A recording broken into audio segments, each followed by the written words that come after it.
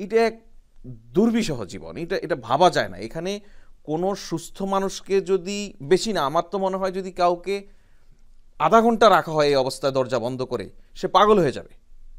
আমি মাননীয় প্রধান উপদেষ্টা সহ দেশি বিদেশি গণমাধ্যম কর্মীরা ছিল, এই গুমের যে ভিকটিম, এরকম বেশ কয়েকজন ভিকটিম ছিল।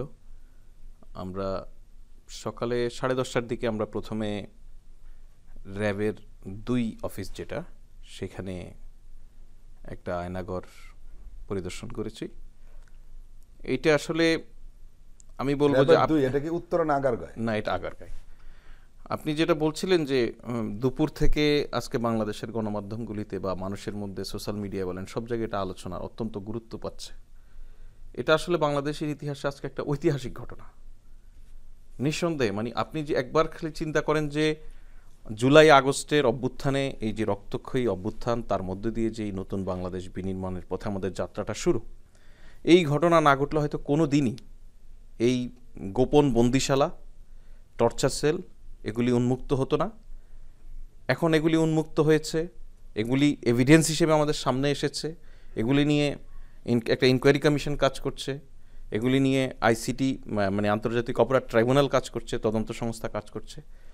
আশা করা যায় হয়তো একটা বিচারিক প্রক্রিয়ার মধ্য দিয়ে যাবে এই গুমের সঙ্গে ভয়াবহতম অপরাধ। গুমের অপরাধটা কিন্তু আমরা যেটা আলাপ করি বিভিন্ন সময়, যে একটা স্বাভাবিক হত্যাকাণ্ড, বা স্বাভাবিক না, একটা হত্যাকাণ্ড আর একটা গুমের ঘটনা, এর মধ্যে অনেক তফাৎ আছে। আপনার একজন স্বজন যদি কোনোভাবে হত্যার শিকারও হন, আপনি নিশ্চিত যে আপনার এই স্বজন হত্যার শিকার হয়েছে, তখন আপনি বিচারের অপেক্ষা করেন হয়তো। কিন্তু আপনার একজন স্বজন যদি গুম হয়ে যান, আপনি জানেন না আপনার এই স্বজন কি বেঁচে আছে নাকি বেঁচে নেই। আপনি যদি আপনার নিজ নিজ ধর্মের তরিকা মতে যদি আপনি তার জন্য দোয়া করতে যান, প্রার্থনা করতে যান, আপনি বুঝে উঠতে পারেন না তার জন্য কিসের দোয়া করবেন। তার কি আত্মার মাগফিরাত কামনা করবেন, নাকি আপনি তার ফিরে আসার জন্য দোয়া করবেন? আপনি কি চাইবেন আল্লাহর কাছে, সেটা আপনি বুঝে উঠতে পারবেন না। এমন এক ভয়াবহতম অপরাধ। প্রতিনিয়ত মানুষ অপেক্ষা করে তার স্বজন ফিরবে। এই অপেক্ষাটা দীর্ঘদিন যখন বেঁচে থাকে একজন মানুষের মধ্যে, যে মানুষটি গুম হয়ে আছে তার জন্য তো একটা প্রবল নির্যাতন, তার প্রত্যেকটা স্বজনের জন্য একটা মারাত্মক ট্রমা তৈরি করে এই ঘটনা। তো এই টর্চার সেলগুলি আসলে কেমন ছিল, এটা আমরা দীর্ঘদিন গুমের নানান সময়, গুমের খুব সামান্য ভিকটিমকে আমরা আসলে অতীতে পেয়েছি। গত 15 বছরে আমরা অফিসিয়ালি হিউম্যান রাইটস ওয়াচ সহ বিভিন্ন আন্তর্জাতিক এবং দেশীয় মানবাধিকার সংগঠনগুলির যেই তথ্যটা জানতাম সেটা 700 বা এরকম। এখন আস্তে আস্তে জানা যাচ্ছে যে গুমের সংখ্যাটা আসলে অনেক বেশি। এটা ইতিমধ্যে জানা যাচ্ছে যে 3,500 পার হয়ে যেতে পারে। এখন এদেরকে কোথায় রাখা হয়েছে, আসলে কি অবস্থায় রাখা হয়েছে? আয়নাগর বলে যে জিনিসটার নাম দেয়া হয়েছে, এই টর্চার সেলগুলি আসলে কেমন, এইটা প্রধান উপদেষ্টা যখন গুমের ভিকটিমদের কাছ থেকে তাদের বর্ণনা শুনলেন, এবং গুম সংক্রান্ত যে কমিশন অন্তর্বর্তীকালীন সরকার গঠন করেছে, তাদের যখন প্রাথমিক প্রতিবেদনের প্রাথমিক একটা অংশ সাবমিট করেছে সরকারের কাছে, সরকার সেই প্রতিবেদনের যে ভয়াবহ চিত্র সেটা দেখে তখন মাননীয় প্রধান উপদেষ্টা বলেছেন যে আমি এই আয়নাগরগুলি, এই টর্চার সেলগুলি আমি নিজে দেখতে চাই। এগুলি এমন এক অন্ধকার গুহা যেখানে আপনাকে প্রবেশ করার জন্য আমাদের হাতে বড় বড় টর্চ লাইট ধরিয়ে দেওয়া হয়েছিল, কারণ আপনি খালি চোখ ওখানে কিছু দেখবেন না। তাহলে আপনি একবার চিন্তা করেন, যেখানে আপনাকে বিশাল টর্চ লাইট নিয়ে, হাই পাওয়ার টর্চ লাইট নিয়ে আপনাকে গিয়ে লাইট জ্বালিয়ে দেখতে হচ্ছে সেই ঘরটা কেমন। সেই ঘরে দিনের পর দিন, যেখানে বাহিরের আলো যায় না, যেখানে আপনি একটি ঘরের সাইজ যদি আমি আপনাকে বলি, যে আপনার মানে একটা মানুষ পুরো লম্বালম্বি হয়ে শুয়ে থাকার ওখানে ব্যবস্থা নেই। আমি জানি না এই দর্শক যারা দেখছেন তাদের মধ্যে কারো কন্ডেম সেল দেখার অভিজ্ঞতা হয়েছে কিনা জীবনে কখনো। জেলখানায় যে কন্ডেম সেল থাকে, অর্থাৎ মৃত্যুদণ্ডপ্রাপ্ত আসামিরা যেই সেলের মধ্যে থাকে, কখনো কখনো এই সেলের বর্ণনা দিতে গিয়ে আমরা আমাদের অনেক রাজবন্দির মুখে শুনেছি, পরে যারা মুক্ত হয়েছেন তাদের জেল জীবনের যে ভয়াবহ অভিজ্ঞতা, সেটা বলতে গিয়ে ওনারা কন্ডেম সেলের সঙ্গে কখনো কখনো তুলনা করেন, বা কখনো কখনো কাউকে কাউকে রাজনৈতিক প্রতিহিংসা প্রবণ হয়ে শাসক গোষ্ঠী কন্ডেম সেলে আসামিদেরকে রেখেছে, এমন ঘটনাও আছে। এই কন্ডেম সেল আমি নিজে দেখেছি জেলখানায়। কন্ডেম সেলের চেয়েও অনেক বেশি ছোট এবং অনেক বেশি ভয়াবহতর।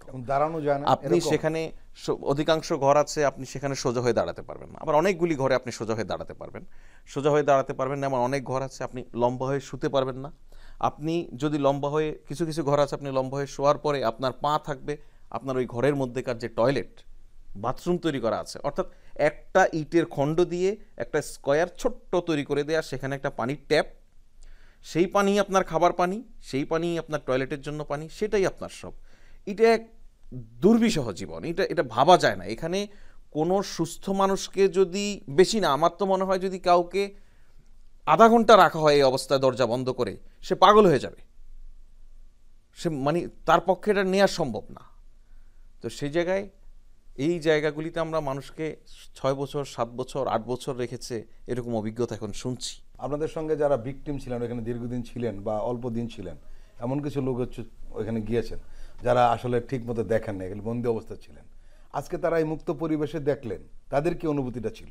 হ্যাঁ, আমাদের সঙ্গে ভিকটিম যারা ছিলেন তাদের মধ্যে বেশ কয়েকজন ভিকটিম, তারা ওখানে যাওয়ার পর যেই কাজটি আমরা পাশে থেকে আমরা যেটা অনুভব করেছি, যেই কাজটি ওনারা সবার আগে করার চেষ্টা করেছেন, সেটা হচ্ছে আমি কোন ঘরটায় ছিলাম, আমাকে কোন ঘরটায় আটকে রাখা হয়েছে সেটা খুঁজে বের করার চেষ্টা করা হয়েছে। কেউ কেউ পেয়েছেন, কেউ কেউ পাননি।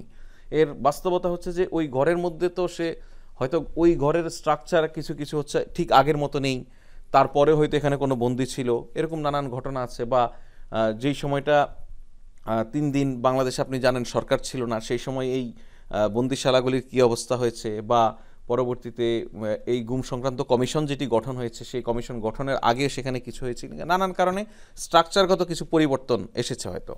তো সেই কারণে অনেকে খুঁজে পাচ্ছিলেন না, অনেকে খোঁজার চেষ্টা করছিলেন, কেউ কেউ খুঁজে পেয়েছেন। সে বর্ণনা দিচ্ছিলেন যে আমাকে এই জায়গাটায় রাখা হতো। আপনি দেখুন, মানে প্রাইভেসি দেখুন আপনি, যে একগুলি বন্দিশালা আছে এরকম যে ওই একটাই ঘর, আপনার জীবন ওই একটার মধ্যেই সীমাবদ্ধ থাকবে, সেখান থেকে আপনি আর বের হওয়ার কোনো কারণ নেই। কারণ আপনার টয়লেটটা ওখানে, টয়লেট বলতে আসলে তো কোনো না, মানে তার রুমটাই তার টয়লেট, সেখানেই থাকবে, শুধু একটা ছোট মানে সুয়ারেজ লাইনে যেন চলে যায় এরকম একটা ছোটো ছিদ্র আছে, এর বাইরে কিছু না। এরকম আবার কিছু কিছু আছে যে অনেকগুলি সেল একটার পর একটা, সেগুলিতে ধরেন 6, 7 বা 8টা সেল পর পর একটা টয়লেট আছে, সেটা সবাই ইউজ করে। যখন যার টয়লেটের প্রয়োজন হয় তাকে ওখান থেকে চোখ বেঁধে নাকি নিয়ে যাওয়া হতো, আমাদেরকে ভিকটিমরা যেটা বললো।